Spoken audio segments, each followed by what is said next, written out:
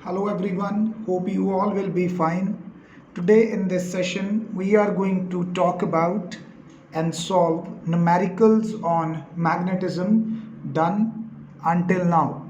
अभी तक हमने मेजरली तीन टॉपिक्स पढ़े हैं. एक तो motion due to a straight conductor by using Biot Savart's law, then उसके बाद बायोट-सावर्ट लॉ को ही यूज करके magnetic field due to a circular coil, it may be either on the centre of the coil और at any point on the axis of the coil. और तीसरा जो topic हमने किया है that is ampere circuital law and its applications. तो इन्हीं के ऊपर बेस्ड मेरे पास कुछ 8 से 10 न्यूमेरिकल प्रॉब्लम्स हैं which are from the previous board exams of 10 years. तो उन्हीं को मैं सॉल्व करने जा रहा हूँ. पहला क्वेश्चन स्टार्ट करते हैं. Calculate the magnetic field induction at the center of a coil bent in form of square of side 10 centimeter carrying a current 10 ampere. तो कैसे करना है इसको स्टार्ट. मैग्नेटिज्म में सबसे इंपॉर्टेंट डायग्राम्स है. अगर आप डायग्राम्स बना लोगे तो आपके क्वेश्चंस जो हैं इजीली सॉल्व हो जाएंगे. तो सबसे पहले मैं यहाँ पे एक स्क्वायर फॉर्म कर लेता हूँ. That's a square. इसकी हर एक साइड कितनी है, 10 सेंटीमीटर है, राइट. अभी इस स्क्वायर में करंट फ्लो कर रहा है इन this manner. This current is also 10 ampere, right. अब इसका सेंटर कहाँ पे होगा, जहाँ पे इसके डायगोनल्स मीट करेंगे, राइट. तो हमें इस पूरे स्क्वायर वायर की वजह से इस ओ पॉइंट पे मैग्नेटिक फील्ड कितना होगा वो फाइंड आउट करना है. एक्चुअली ये स्क्वायर बना किससे हुआ है, 4 कंडक्टर से मिलके बना हुआ है. A B, B C, C D and D A. चारों में करंट देखो, अगर इसमें करंट इस तरह से है तो इसका magnetic field according to law बाहर को आ रहा होगा इन दिस मैनर. इसके अराउंड अगर थंब इधर को कर लूँ तो फील्ड लाइंस बाहर को आएंगी ओ से. इसके लिए भी बाहर को आएंगी, उसके लिए भी बाहर को, और जो नीचे है इसके लिए भी बाहर को आएंगी. चारों के लिए जो मैग्नेटिक फील्ड लाइन है वो बाहर से अंदर घूम के जाएंगे और ओ पॉइंट से किधर को आएंगी, बाहर को आएंगी. यानी कि एक बात तो पक्की है कि ओ पॉइंट से सभी साइड्स के लिए मैग्नेटिक फील्ड लाइंस बाहर को यानी कि आपकी तरफ आ रही हैं. तो अगर वो सेम डायरेक्शन में हैं तो जो टोटल फील्ड होगा वो 4 गुना होगा किस फील्ड का, पहली वायर की वजह से जो फील्ड है. Late me call it V1. ये बात तो पता चल गई. अभी इस वायर के लिए कितना फील्ड है, इसको निकालने के लिए क्या करें, magnetic field due to a straight conductor का हमारे पास फॉर्मूला क्या होता है. उसका फॉर्मूला हमारे पास होता है mu not upon 4 pi I upon साथ में आ जाता है ए, और at a particular point O निकालना है तो उसके लिए क्या लेते थे हम, साइन θ1 प्लस साइन θ2. सबको याद आ गया होगा ये एक्सप्रेशन. लेकिन ये θ1 θ2 एंगल क्या थे, ये θ1 θ2 एंगल थे कि यहाँ से एक परपेंडिकुलर गिरा लो. This is θ1 and this is θ2. ये चाहिए. व्हाट इज ए, ये जो let me call it A B C D E, जो ओ ई डिस्टेंस है, this straight line O E, ये वाला डिस्टेंस भी मुझे चाहिए, राइट. अब हमें तो ये गिवन नहीं है, सो लेट ही कर लेते हैं इसको, ना तो साइड्स गिवन है, ठीक है. 10 सेंटीमीटर इसकी गिवन है, हाँ वहाँ से ज़रूर हम निकाल सकते हैं इसको, राइट. कैसे निकालेंगे, ओ ई हमें गिवन है बेसिकली कितनी, ये फिर तो लेट करने की ज़रूरत नहीं है, 10 सेंटीमीटर. तो इसको निकालने के लिए मैं क्या करूँगा, यहाँ पे अप्लाई कर दूँगा, आई शुड अप्लाई θ1 निकालना है, मैं यहाँ से tan लगा देता हूँ. What is tan theta, perpendicular upon base, ठीक है. तो tan θ1 हमें पता है कि 45 बनेगा θ1 क्योंकि टोटल एंगल 90 होता है. ए ई की वैल्यू कितनी है, ए ई की वैल्यू हमारे पास 5 है क्योंकि टोटल साइड 10 है सेंटीमीटर, डिवाइडेड बाय ओ ई की वैल्यू निकालनी है. tan 45 कितना होता है 1, तो ओ ई बेसिकली आपके पास कितना आ गया, 5 सेंटीमीटर आ गया, या फिर 0.05 मीटर्स आ गया. सबसे पहले तो ये देखो आपको निकालना आया, राइट. इसको करने के बाद हम वैल्यू सब्स्टिट्यूट करेंगे. म्यू नॉट अपॉन 4 पाई की वैल्यू 10⁻⁻7 है, राइट. उसके बाद करंट की वैल्यू 10 एम्पियर है, ए की वैल्यू 0.05 अभी निकाली, साइन θ1 कितना है 45, थीटा 2 भी कितना है 45। इन वैल्यूज़ को सब्स्टिट्यूट कर दिया, यहाँ पे एक लाइन लगा देंगे so that you must not gate confused. जब इसको सॉल्व करेंगे 10⁻⁻7 इंटू 10, जब इस सारे फैक्टर को यहाँ पे सॉल्व करेंगे और साइन 45 की वैल्यू क्या होती है वो भी पता है हमें, 1/√2 + 1/√2। इस चलो एक बार मैं हल्का सा और सॉल्व कर देता हूँ इसको। 10⁻⁻6 divided by 0.05, 1/√2 plus 1/√2, this will become 2/√2। इस पूरी चीज़ को जब हम सॉल्व करेंगे we will get the answer 2.83 into 10⁻⁻5 tesla, क्योंकि सब SI यूनिट में किया था। तो इक्वेशन 1 से जो हमें एक्चुअली B निकालना था, ये तो सिर्फ किसकी वजह से है, AB की वजह से है। 4 से मल्टीप्लाई करेंगे तभी हमारे पास कंप्लीट आंसर आएगा। तो जो मैग्नेटिक फील्ड यहाँ पे बनता है, मल्टीप्लाई कर दो इसको 1.13 इंटू 10⁻⁻, यहाँ पे हो जाएगा -4 टेस्ला। ये आ गया टोटल मैग्नेटिक फील्ड। और किस तरफ होगा, ये होगा पेपर के आउटवर्ड। अभी आपको सिखाया पेपर के आउटवर्ड और कैसे, नॉर्मली आउटवर्ड, साथ में डायरेक्शन भी बता देनी है, राइट। इस वे से इसको सॉल्व करेंगे। चलिए अगले क्वेश्चन पे बढ़ते हैं, कुछ इसी तरह से है। अगले क्वेश्चन में हमारे पास क्या है कि हमें कोई ट्राइंगल गिवन है और वो ट्राइंगल भी कैसी है, इक्विलेटरल ट्राइंगल है। तो यहाँ पे हम एक सॉल्यूशन के अंदर जाके एक इक्विलेटरल ट्राइंगल फॉर्म करते हैं।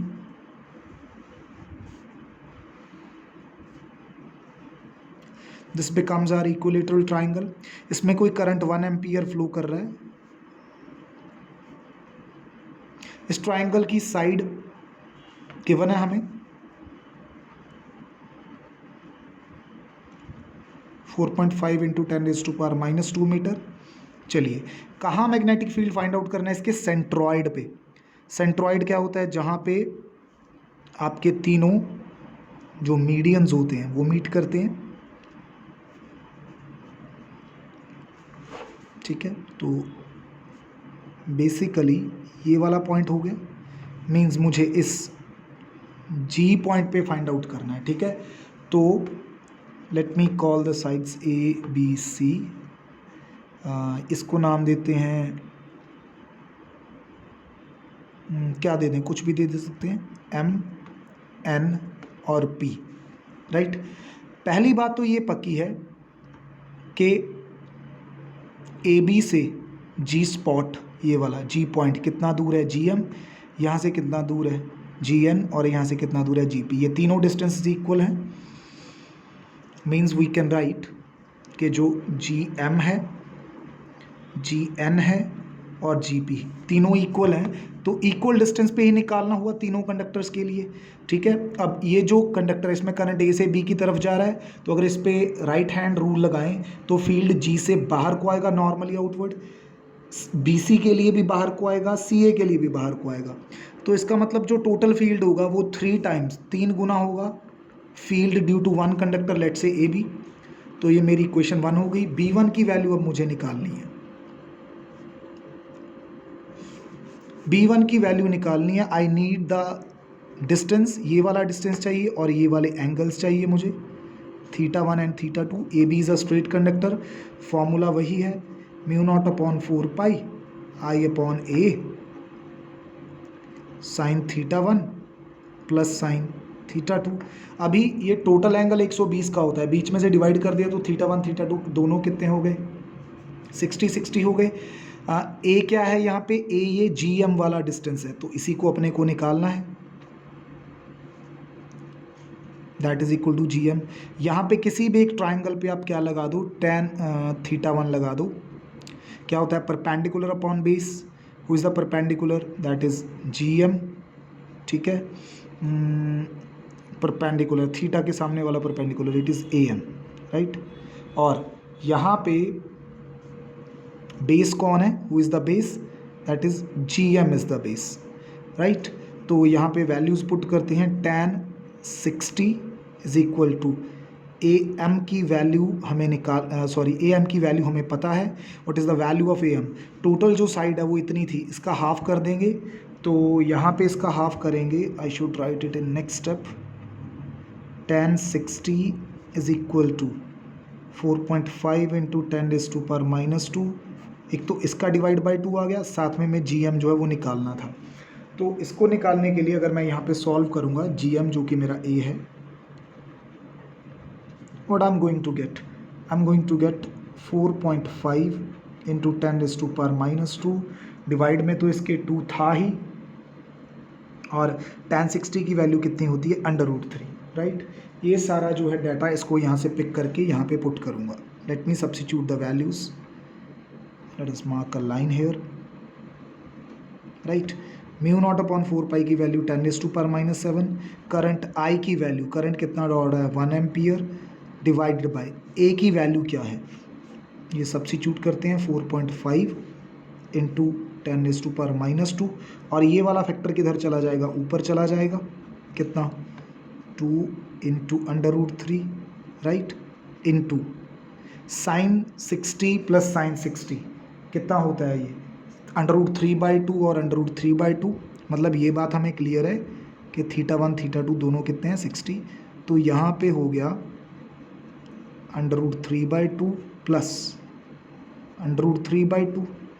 अभी यहाँ से आपको कुछ नहीं करना, √3 कॉमन निकाल लेना है, तो 10⁻⁻7 इंटू 2, √3 एक बाहर निकालेंगे, एक बाहर ऑलरेडी पड़ा है, कितना बन गया 3, यहाँ पे हो गया 1/4.5 इंटू 10⁻², 1/2 प्लस 1/2 क्या बन गया, 1 बन गया।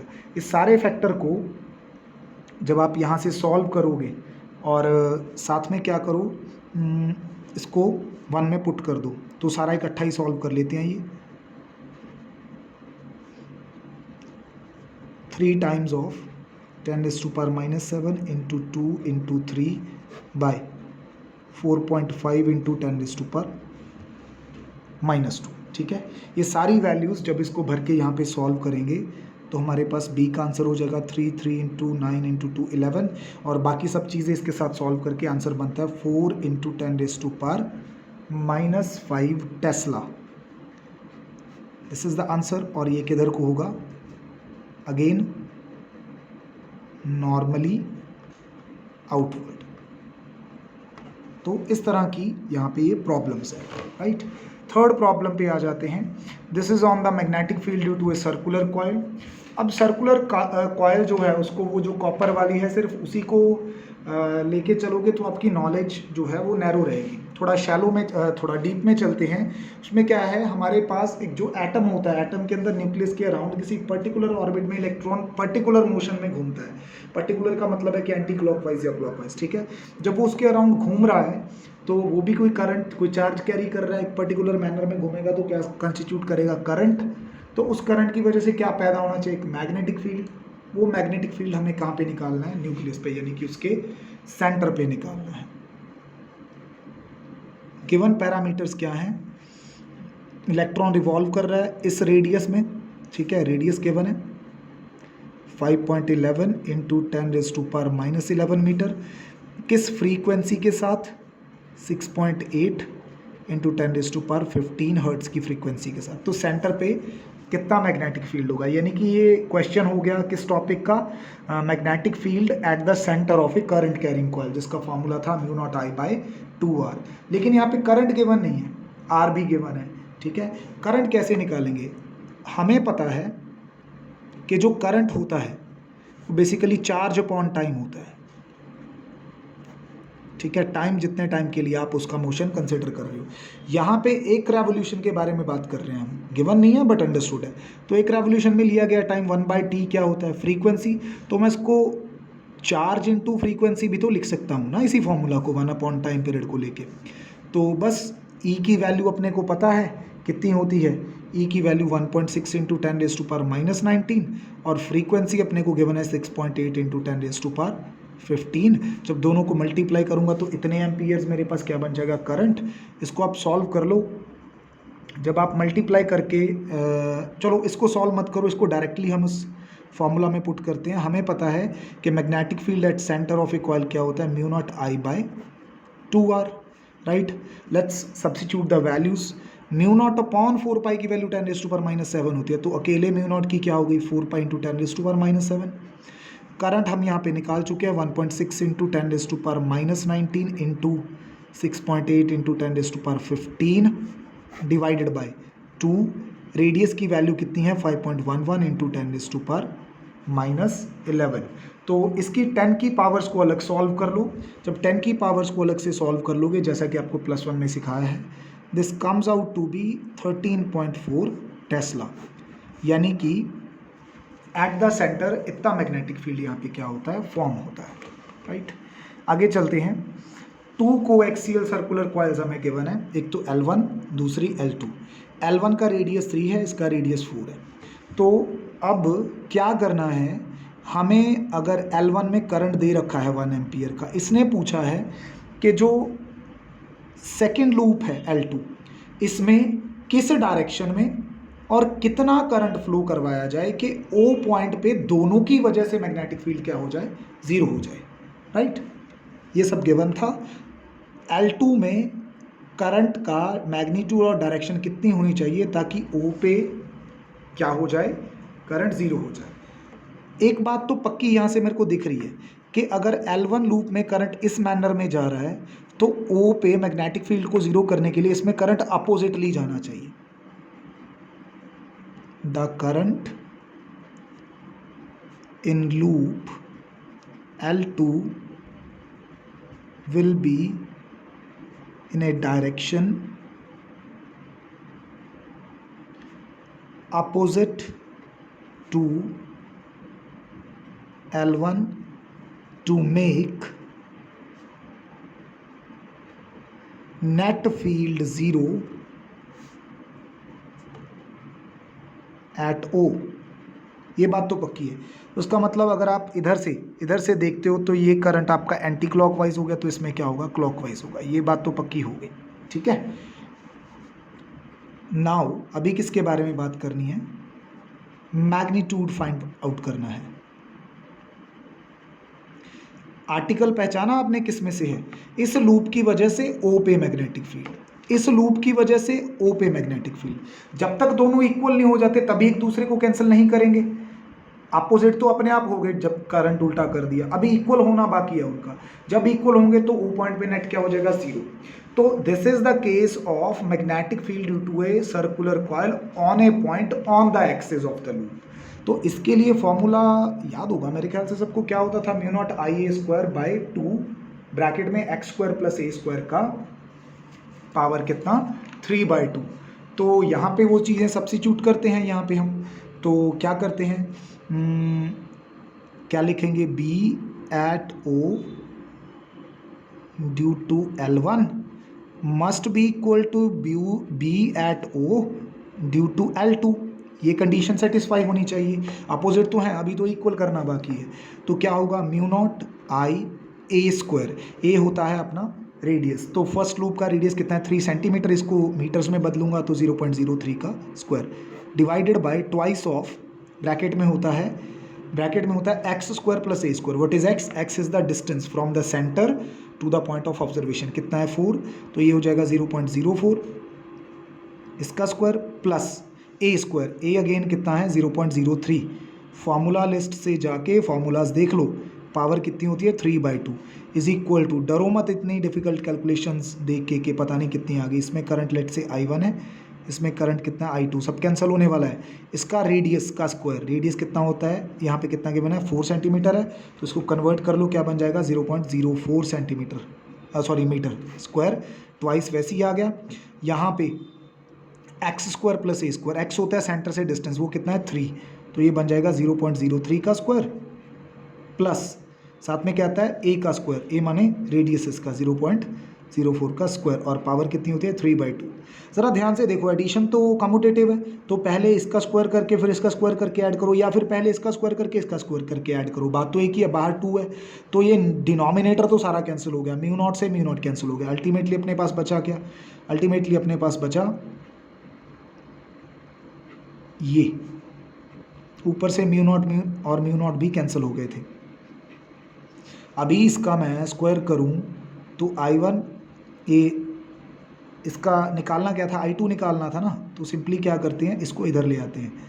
I1 तो एज इट इज़ है, 0.03 का यहाँ पे क्या हो जाएगा स्क्वायर अपॉन 0.04 का क्या हो जाएगा स्क्वायर।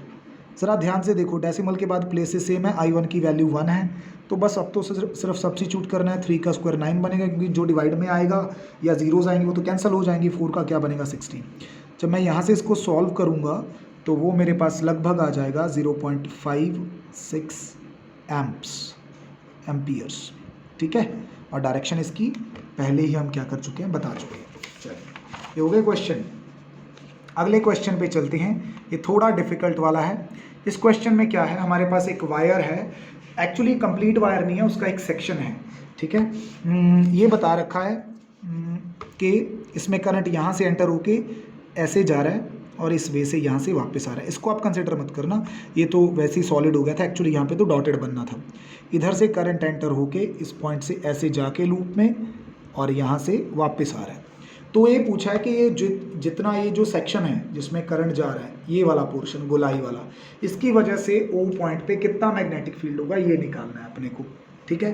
तो इसके सॉल्यूशन में हम क्या करेंगे, इसके सॉल्यूशन में हम यूज़ करेंगे बायोट-सैवर्ट।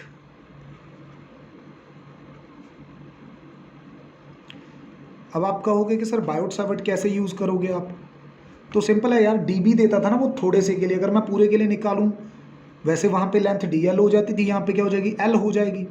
μ0/4 पाई आई डीएल की बजाय क्या आएगा एल, ठीक है, अपॉन आर स्क्वायर होता था। ये चीज़ थी ना, राइट।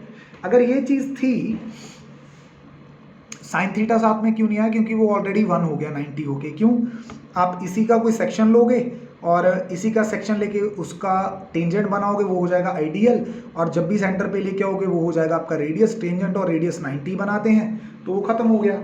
अच्छा, अब दिक्कत बची है कि एल नहीं पता अपने को। दिक्कत किसकी बची है, एल की। एल को निकालने का तरीका मैं ज़रा आपको साइड पे बता देता हूँ। क्या होता है, वी नो कि जो एंगल होता है वो आर्क अपॉन रेडियस होता है ना, angle is equal to arc upon radius होता है, राइट। एंगल यहाँ पे कितना बन रहा है, अगर बाहर 90 है तो 360 में से 90 माइनस कर दो, अंदर कितना बचेगा 0, ये बच गया आपका 270, ठीक है। अगर 270 बच गए, इसको अगर मैं रेडियंस में लिखूं, या तो 370 डिग्री लिख दो या 3π/2 रेडियंस लिख दो, एक ही बात है। तो थीटा अपने को पता है कितना हो गया 3π/2, निकालना अपने को क्या है एल, राइट। रेडियस ही तो ये अपना एल ही तो निकालना है, रेडियस कितना है आर, तो यहाँ से एल कितना आ जाएगा 3πr/2। इसकी वैल्यू यहाँ पे क्या कर दो, सब्स्टिट्यूट कर दो, तो कोई दिक्कत ही नहीं बची है। μ0/4 की वैल्यू क्या होती है 10⁻⁻⁷। करंट इसके अंदर कितना जा रहा है 10 एम्पियर का। एल की वैल्यू कितनी है 3π, जब भरोगे एक आर के साथ एक आर कैंसिल हो जाएगा, 2 × यहाँ पे मैं लिख भी देता हूँ अगर तुम्हें लगता है,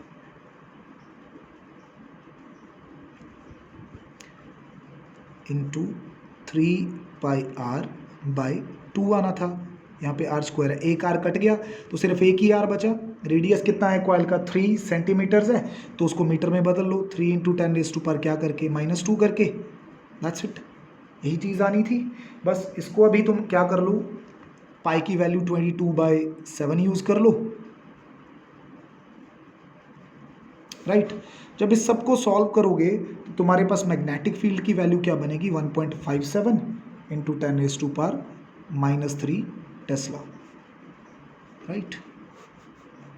so that's the answer, right. चल आगे बढ़ते हैं 6th क्वेश्चन पे।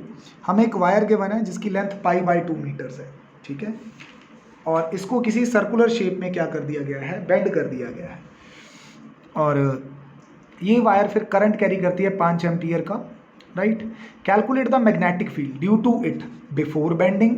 कितने पॉइंट पे करना है 0.01 times away than the radius of the circle. देखो बेंड करने से पहले तो स्ट्रेट लाइन थी, जब स्ट्रेट लाइन थी तो कितनी दूर फाइंड आउट करना है, रेडियस का 0.01 टाइम्स। क्या आपको रेडियस पता है, नहीं पता, लेकिन आपको ये तो पता है कि अगर इतनी लेंथ गिवन है तो जब वो मोड़ देगा तो लेंथ तो सेम ही रहेगी।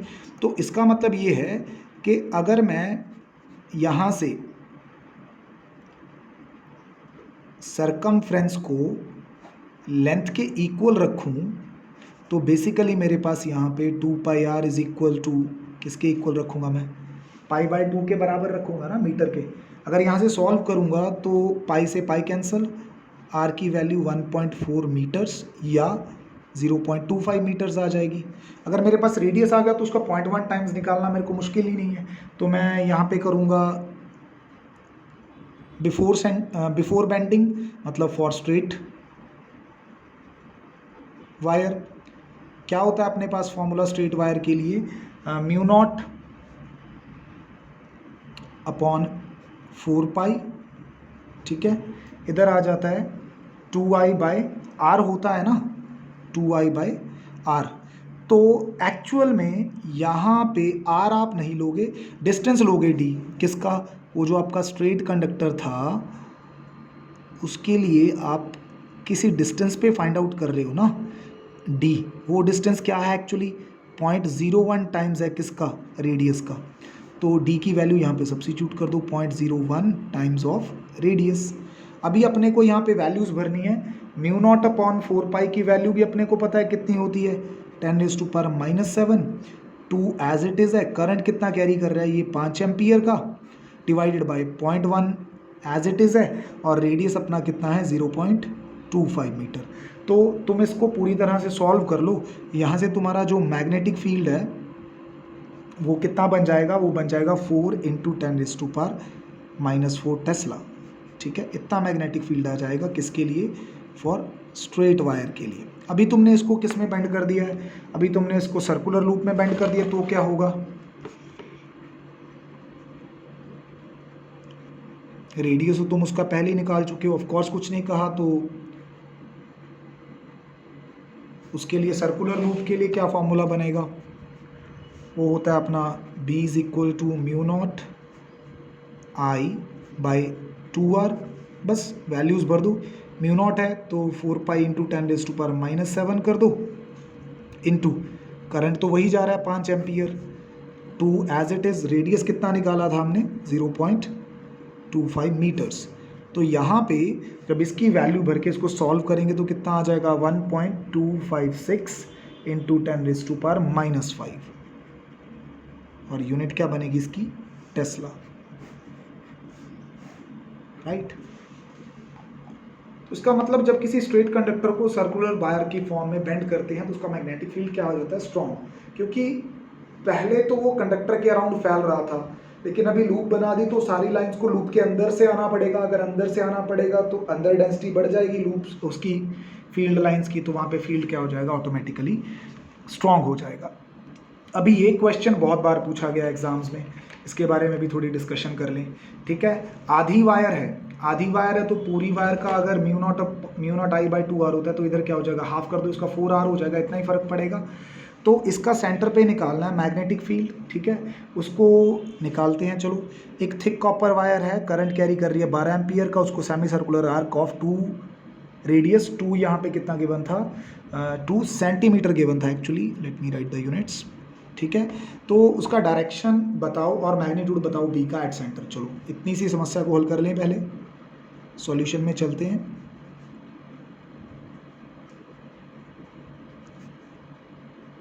For first semi circular arc, इसके लिए मेरे को क्या करना है, फॉर्मूला लगाना है,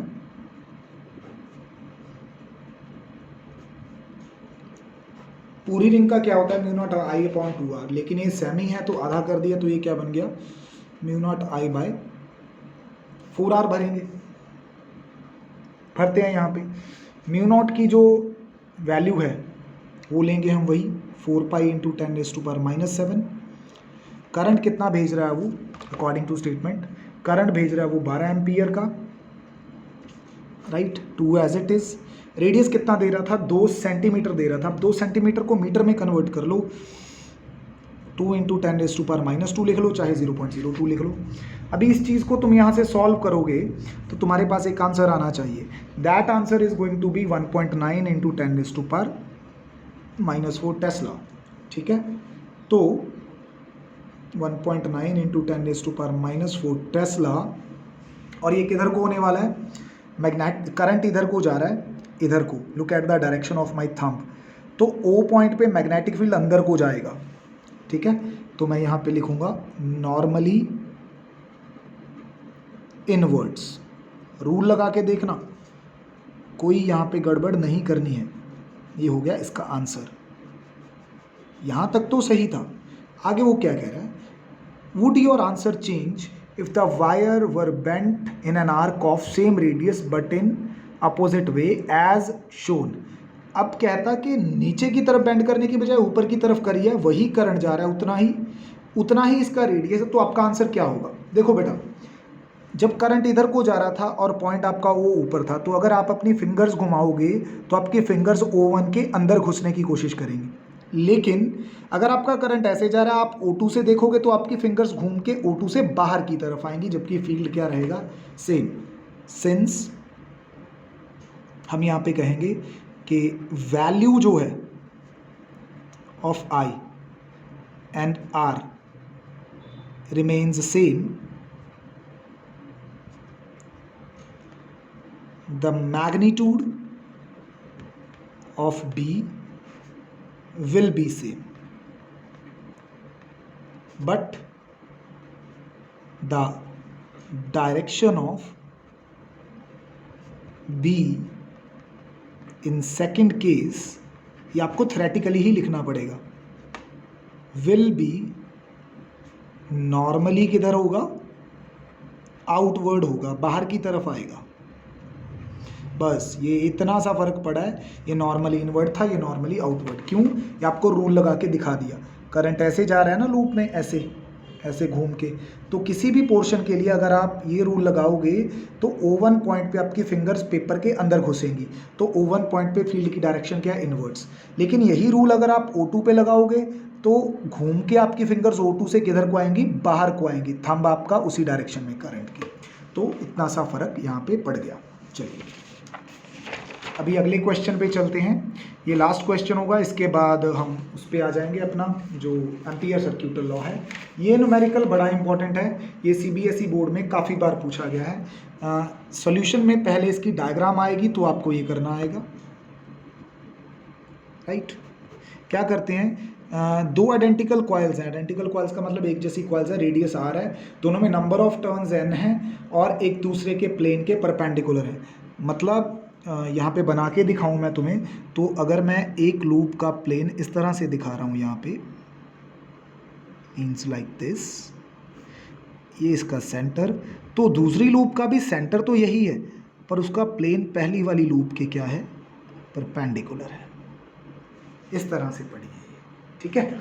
तो मुझे एक बात बताओ कि जो लूप L1 है, इसका मैग्नेटिक फील्ड इसके परपेंडिकुलर होगा। हम जानते हैं कि जिधर को मतलब लूप के प्लेन के हमेशा परपेंडिकुलर रहता है, तो L1 के लिए जो मेरा B1 होगा वो इधर को होगा, ठीक है। और ये जो L2 लूप है, इसके लिए मैग्नेटिक फील्ड इसके प्लेन के परपेंडिकुलर होगा, मतलब किधर को? मतलब इधर को, B2। अब मुझे क्या बोला गया है कि जो लूप L1 है, लूप L1 के अंदर करंट I है और जो लूप L2 है उसके अंदर करंट √3I है। तो मुझे दोनों की वजह से सेंटर पे कितना मैग्नेटिक फील्ड होगा वो निकालने के लिए बोला गया है। अभी सेंटर पे L1 लूप के लिए तो B1 है मैग्नेटिक फील्ड और L2 लूप के लिए क्या है? B2। अब ये दोनों हो गए वेक्टर्स। इन दोनों वेक्टर्स का मुझे क्या निकालना पड़ेगा? रिजल्टेंट। तो रिजल्टेंट अगर ये मेरे ये वाला वेक्टर और ये वाला वेक्टर O पॉइंट से शुरू हो रहे हैं, तो ये को इनिशियल वेक्टर है, मतलब पैरेललोग्राम फॉर्म करेंगे। अगर ये पैरेललोग्राम फॉर्म करेंगे तो इनका रिजल्टेंट कौन देगा? +1 के हिसाब से इनका डायगोनल, और डायगोनल कौन है? B। तो रिलेशन क्या बनेगा? It must be B must be equal to √B1² + B2² + 2b1 b2 and angle between them, b1 और b2 के बीच में एंगल कितना है 90 का, सो इट मीन्स cos 90।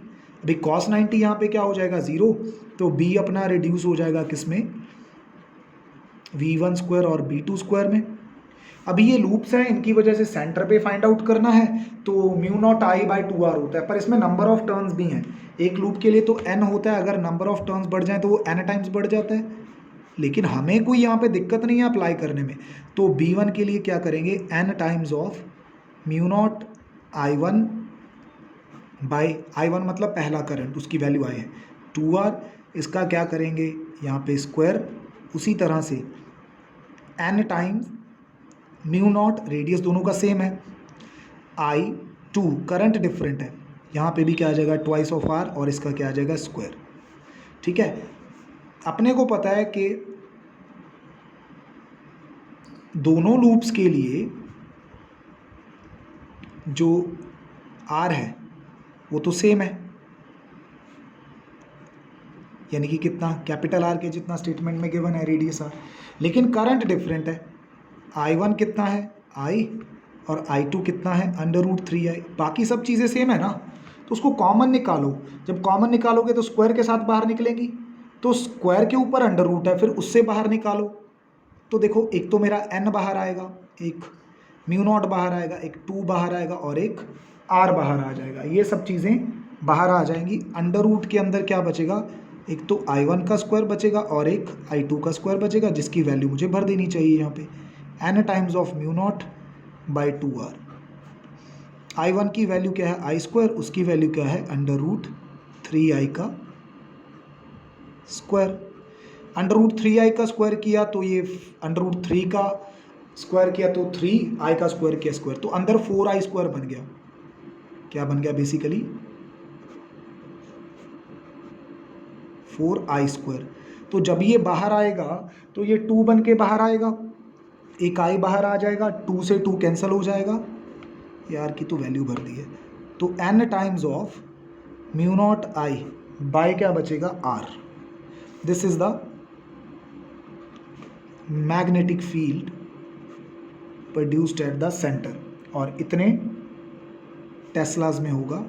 अगर हमें, वैसे हम टेस्ला नहीं डालते क्योंकि हमें यूनिट्स गिवन ही नहीं है, बाकी चीज़ों की जो भी होगी उस अकॉर्डिंगली काम कर लेंगे। और इसके बाद डायरेक्शन नहीं बोला, बस मैग्नेटिक फील्ड बोला था, मैग्नीट्यूड तो वो हमने निकाल दिया। अगर ये कहा भी होगा तो बस b का वही आप tan theta base upon perpendicular upon base लगा के निकाल सकते हो अगर कहीं पे कहा होगा। अगले दोनों न्यूमेरिकल बहुत आसान है, एम्पियर सर्क्यूटल लॉ और उसकी एप्लीकेशंस पे।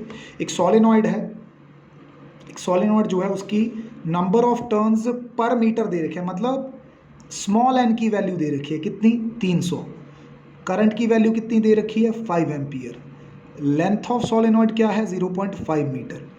तो अपने को पूछा क्या है, रेडियस भी दे रखा है इसने तो 1 सेंटीमीटर, अगर इसको मैं मीटर में कन्वर्ट करूं तो ये बन जाएगा 10⁻⁻² मीटर। भी अपने को पता है कि solenoid inside solenoid magnetic field का मैग्नीट्यूड क्या होता है म्यू नॉट ni। अभी म्यू नॉट कितना होता है 4 पाई इंटू 10⁻⁻⁷, n का वैल्यू कितना दे रखा है 300, पर यूनिट लेंथ ही लेना होता है, ये स्मॉल, i की वैल्यू कितनी है 5।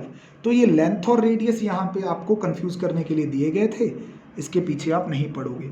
इस वैल्यू को जब आप यहाँ से सॉल्व करते हो तो you are certain to get some answer, तो वो आंसर आपके पास आएगा दैट विल बी 1.9 इंटू 10 की पावर यहाँ पे कितनी हो जाएगी -3 टेस्ला, इनसाइड दे रखा था। तो इतना सिंपल है ये न्यूमेरिकल, बस मैंने लिए आपको स्मॉल n और कैपिटल N का डिफरेंस समझाने के लिए। जब ऐसे दिया ना टर्न्स पर सेंटीमीटर या पर मीटर, इसका मतलब n की वैल्यू, स्मॉल n की वैल्यू दे रखी है। अभी अगला न्यूमेरिकल देखो, एक सॉलिनॉइड है जिसकी लेंथ इतनी है, रेडियस इतना है, नंबर ऑफ टर्न्स दे रखे हैं यहाँ पे 500, नंबर ऑफ टर्न्स दे रखी है, नंबर ऑफ टर्न्स पर सेंटीमीटर पर मीटर नहीं दे रखी। तो इसके सॉल्यूशन में जाते वक्त आप क्या करोगे, दो तरीके हैं, या तो आप म्यू नॉट ni के लिए स्मॉल n निकालो पहले। वैसे स्मॉल n आपका क्या होता है total number of turns divided by length of the solenoid. अगर आप सिंपली स्मॉल n निकालते तो भी तो कैपिटल N बाय L लगा के ही निकालते। मैं उसको डायरेक्टली फॉर्मूला में ले लेता हूँ, b की value 4 pi into 10⁻⁻⁷ into n की वैल्यू कितनी है 500, करंट कितना जा रहा है 5 एम्पियर का, लेंथ उसकी कितनी है 0.5 मीटर्स। तो जब सब ये पैरामीटर भर के यहाँ पे आप इसको सॉल्व करने की कोशिश करोगे भी तो आपके पास b की वैल्यू क्या आएगी 6.28 इंटू 10⁻³ टेस्ला, राइट। यहाँ पे यूनिट्स लिखने की ज़रूरत नहीं है, पता है हमें ऑलरेडी कि ये चीज़ है। So this is all about this session. ये सारी प्रॉब्लम्स आपके प्रीवियस बोर्ड एग्जाम्स में या NCERT या फिर आपके CBSE सैम्पल पेपर्स में थी, तो इनके ऊपर आप थोड़ा स्पेशली फोकस कर लोगे। That's all about today.